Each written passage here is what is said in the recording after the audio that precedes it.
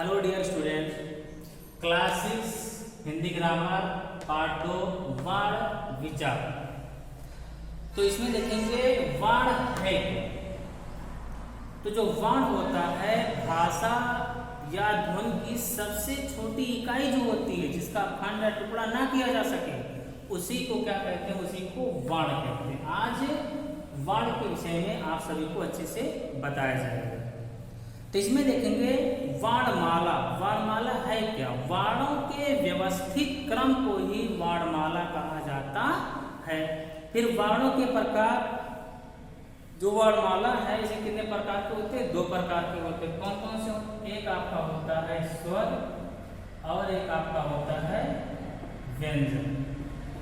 अब स्वर क्या है, व्यंजन क्या है?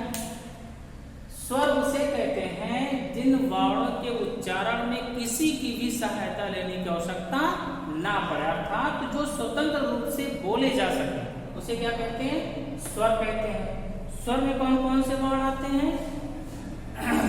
स्वर में छोटा, बड़ा, छोटी, बड़ी, छोटाऊ, बड़ा, उड़ी, ए, ऐ, ओ, औ। ये स्वर है। इसके बाद जो अंग और आहा बचता है उसको क्या कहते हैं? उसे अयोगवार कहा जाता है। ये जो अंग और आहा बचता है इसको क्या कहते हैं? अयोगवार कहा जाता है। क्यों कहा जाता है? क्योंकि इसको ना तो स्वर में रखा गया ना ही व्यंजन में रखा गया। और स्वर जो होते हैं ये 3 प्रकार के होते हैं। एक आपका होता है ह्रस्व, एक आपका होता है दीर्घ और एक आपका हो जाता है प्लुत।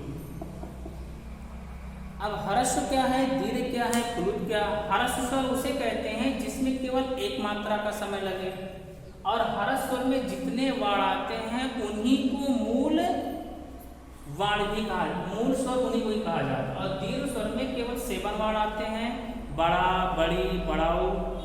देखेंगे ह्रस्व स्वर में आता है छोटा, छोटी, छोटाऊ और री। और यही जो 4 वाण है इन्हीं को मूल स्वर भी कहा जाता है, क्योंकि इन्हीं चारों से ही मिलकर बाकी सभी स्वरों की उत्पत्ति हुई। अब छोटा प्लस छोटा कर दिए तो क्या बन गया? आपका बड़ा बन गया। छोटी प्लस छोटी कर दिए तो आपका क्या बन गया? बड़ी बन गया। छोटाऊ प्लस छोटाऊ कर दिए तो क्या बन गया? बड़ाऊ बन गया। अब छोटा प्लस छोटी मिला लिए तो हमें ए मिल गया। फिर छोटा प्लस ए मिला लिए तो हमें आई मिल गया, ये बना। अब एक हो चुका कि छोटा प्लस छोटाऊ मिलाए तो ओ बन गया। फिर छोटा प्लस ओ मिला लिए तो औ बन गया। और इन चारों वाणों को संयुक्त स्वर भी कहा जाता है। क्या कहा जाता है? संयुक्त स्वर भी कहा जाता है। इसीलिए इसको मूल स्वर कहते हैं, क्योंकि इसमें जितने भी वाण आ रहे दीर्घ स्वर में इन्हीं चारों वाणों से मिलकर ये बने हुए हैं। प्लुत स्वर जो होता है, अब इसमें देखेंगे हर स्वर में क्या होता है? 1 मात्रा का समय लगता है, दीर्घ में 2 मात्रा का समय लगता है, और प्लुत में 3 मात्रा का समय लगता है।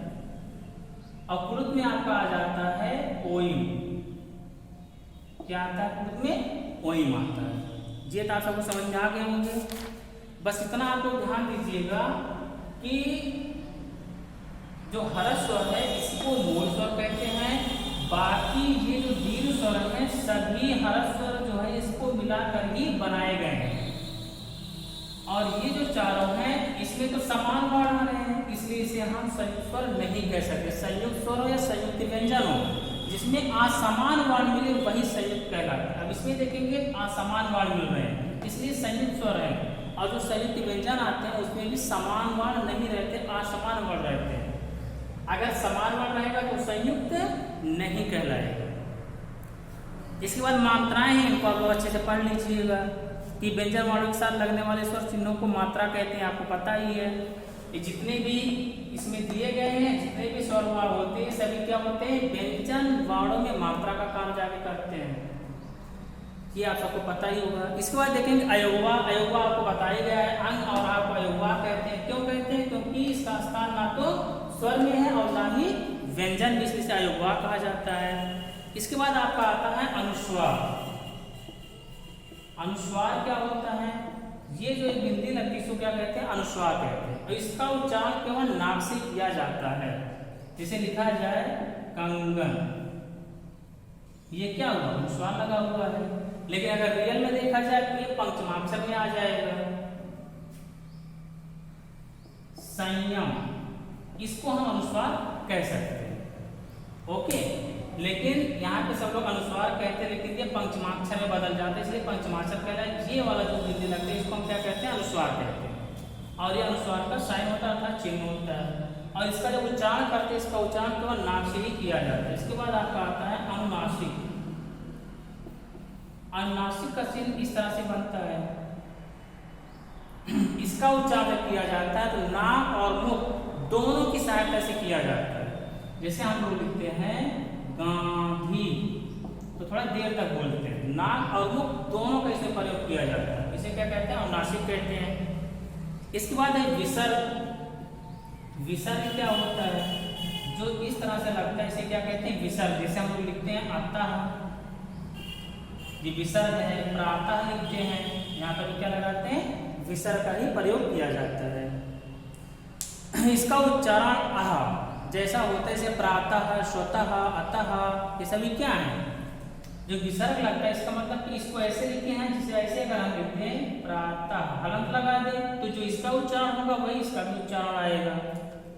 इसके बाद हलंत। हलंत क्या होता है, आपका जो है हलंत, हलंत जो ये लगा रहे हैं इसी को क्या कहते हैं, हलंत कहा जाता है। हलंत क्या काम करता है, व्यंजन में ही हलंत लगता है, स्वर में हलंत नहीं लगाया जाता, क्योंकि हलंत जब लगता है तो उस वर्ण में जो स्वर छिपा रहता है वो समाप्त हो जाता है, अर्थात वहां से हट जाता है। इसका प्रयोग स्वर रहित व्यंजन के नीचे किया जाता है, अर्थात जिस व्यंजन वर्ण में स्वर लगे हुए हों उसमें से स्वर को हटाना हुआ, अर्थात ये हलंत जिस वर्ण पर लगेगा उसमें स्वर नहीं रहेगी। जैसे मान लीजिए का लिखा गया, हलंत लगा था, अब इसमें स्वर नहीं है, इससे कुछ भी बाहर नहीं आएगा। लेकिन इस तरह से लगा हुआ अगर तो उसके बाद इसमें लगाएंगे तो छोटा बाहर आएगा, लेकिन ऑलरेडी लगा हुआ अब इसमें से कुछ भी बाहर नहीं आएगा। तो हलंत का प्रयोग हमेशा स्वर रहित व्यंजन वर्णों में ही किया जाता है। इसके बाद व्यंजन के भेद, स्पर्श व्यंजन। स्पर्श व्यंजन क्या होता है, इन व्यंजनों के उच्चारण में भीतर से आने वाली श्वास मुख के विभिन्न अवयवों को स्पर्श करते हुए आती है। जो हमारे मतलब स्पर्श व्यंजन होते हैं, स्पर्श व्यंजन होते क्या है, जो आपका स्पर्श व्यंजन होता है ये होता है का से लेकर मा तक। इसमें जितने भी वर्ण आएंगे सभी क्या कहेंगे, स्पर्श व्यंजन वर्ण कहा जाता है।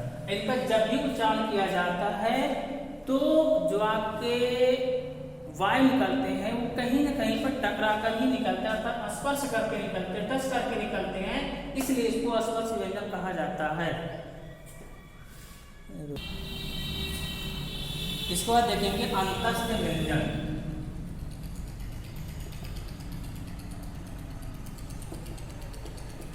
अब अंतस्थ व्यंजन वर्ण क्या होता है, ऐसे व्यंजन वर्ण जिनका उच्चारण अंदर से किया जाए, ठीक है, तो अंदर से।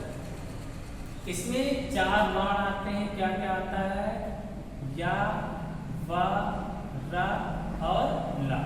इसी को कहा जाता है अंतस्थ व्यंजन। क्यों, क्योंकि अंदर से बोले जाते हैं। अंदर मतलब कमरे के अंदर मत समझ लेना, मतलब कि गले के नीचे से एकदम बोला जाता है। या जब बोलते हैं तो यहाँ पर प्रेशर पड़ता है, इसलिए इसको अंतस्थ व्यंजन कहा जाता है। इसके बाद आपका आता है ऊष्म व्यंजन। ऊष्म व्यंजन। अब ऊष्म व्यंजन में भी चार आते हैं, क्या क्या आता है, बड़ा सा, खट्टी सा, छोटा सा और हा। इन चारों क्या कहते हैं, ऊष्म व्यंजन कहते हैं। क्यों, क्योंकि इसका जब उच्चारण करते हैं तो गर्मी उत्पन्न होती है, अर्थात ये रगड़ खाते हुए इन वर्णों का उच्चारण होता है। जो हमारे मुख से वायु निकलती है ध्वनि बनकर, वो जब निकलती है तो रगड़ते हुए निकलती है, क्योंकि जब भी कहीं पे घर्षण होगा तो वहां पर आग उत्पन्न होना तो क्लियर, आग तो उत्पन्न होगा ही होगा। तो जब उस व्यंजन वर्णों का उच्चारण करते तीनों सा और हा का क्या होता है, घर्षण होता है, जिसके कारण गर्मी उत्पन्न होती है। इसीलिए इसको कहा जाता है उस व्यंजन वर्ण। बड़ा सा, खट्टे सा, छोटा सा हा। लेकिन इसको क्या कहते हैं? इसको तालाबिशा कहते हैं, इसको मूर्धन्यसा कहते हैं, इसको दंतिसा कहते हैं। और ये जो हा है ये आपका कंठ होता है। एक सूत्र अकु विसर्जनीय नाम कंठा, तो उसमें हा आ रहा है और इसको काकल्यवाण भी कहते हैं। कहीं पर आएगा तो समझ लेना कि हा को काकल्यवाण भी कहा जाता है। इसके बाद आपका आता है संयुक्त व्यंजन। अभी संयुक्त व्यंजन वाला क्या है? संयुक्त व्यंजन उसे कहते हैं जो व्यंजन वाण हो, दो असमान व्यंजन वाणों के योग से बने हुए हो, उसी को कहते हैं संयुक्त व्यंजन वाण। जैसे छ, त्रा, ज्या और सरा, ये जो वाण है इसको कहा जाता है ज्या। ज्ञा नहीं होता है, क्या होता है? ज्या होता है। क्यों होता है? क्योंकि जो बना हुआ है जा हलन प्लस इया से बना हुआ, इसलिए क्या कहते हैं? ज्या कहते हैं। लेकिन अगर इसको हम ज्ञा कहेंगे तो बनेगा किससे? ज्ञा कहने का मतलब गा हलन प्लस इया से बने, तब तो इसको हम ज्ञा कहेंगे। लेकिन ये बन रहा है जा हलन प्लस इया से, तो हम ज्ञा क्यों कहें? इसको क्या कहेंगे? ज्या कहेंगे।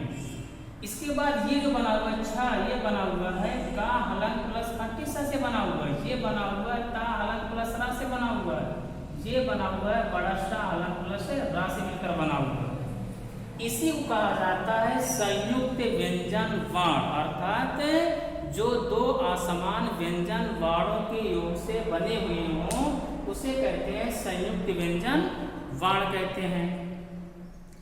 ये आपका लेसन 2 पूरा हो चुका है। जितना बताया गया इसको आप लोग अच्छे से पढ़ेंगे और जो इसमें एक्सरसाइज है उसको फिलअप करेंगे। ये इसका मतलब ये जो एक्सरसाइज है पीडीएफ बनाकर आपके पास भेज दिया जाएगा। ओके, तो अपने मन से पहले हल करेंगे, उसको जब पीडीएफ जाएगा उसको देख करके अपना अगर सही रहेगा सही, गलत रहेगा तो करेक्शन कर लेना। ओके।